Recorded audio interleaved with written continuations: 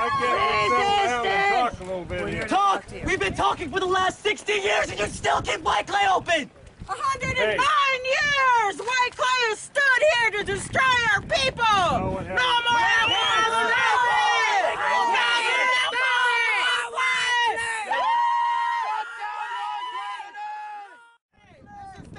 Public property. We have a right to stand here and we have our voice. We have the right to our opinion. This is a state highway and you don't have the right to stand on it. This is our land. You have no room to stay here. America is built on stolen land. America is built on stolen land. America. Voters cast ballots on June 12th to resolve a bitter dispute over the University of North Dakota's Fighting Sioux nickname, voting to allow the university to dump the name, even as supporters of the moniker promised to resume the battle this fall regardless of the outcome. The issue has been simmering for decades, dividing the state, sports fans, alumni, and even the area tribes.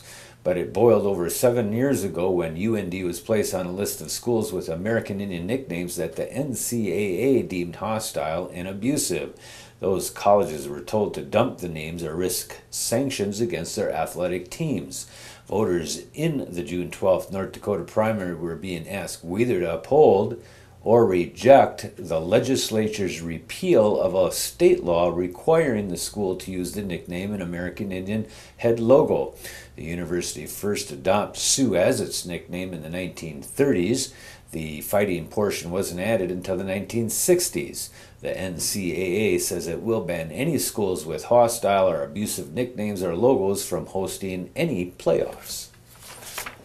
Today, Eastern FEMA Administrator Craig Fugate held a press conference call to discuss the agency's support for specific legislation in both the United States Senate and House of Representatives that will allow federally recognized tribal governments to make a request for a federal emergency or disaster declaration directly to the President of the United States.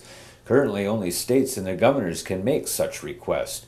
The current law limits FEMA from effectively working with federally recognized tribes on a government-to-government basis. If passed, an amendment to the Stafford Act would acknowledge the right of federally recognized tribes to ask for direct assistance in a major disaster scenario, enhance FEMA's working relationship with tribal governments, and improve emergency and disaster responsiveness throughout Indian country.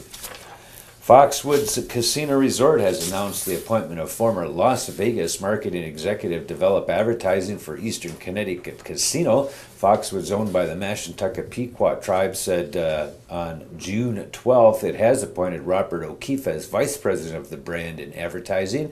The casino said O'Keefe will develop advertising and other marketing and communications.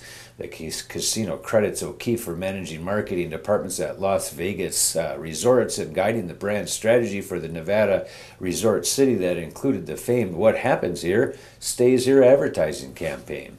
Foxwoods and the nearby Mohegan Sun are struggling to boost revenue in the weak economy and increasingly regional competition from a growing number of casinos. The Seneca Nation's gambling business has announced plan to install a giant video screen on top of its Niagara Falls casino. The 20-foot-tall, 180-foot-wide LED screen will display the word casino from the 26-story hotel tower and can also be used to play video. It's expected to be completed later this month. Seneca Gaming Corp officials say the sign will face the Canadian side of the Niagara Falls and is intended to let tourists know what the largely unmarked tower is. Canadian casinos just across the river are much more clearly labeled. The Western New York tribe operates 3 growing casinos in that region. That's going to be another roundup of news from Indian Country on this edition of the Native News Update. We want to thank you for joining with us and come back again soon. Miigwech.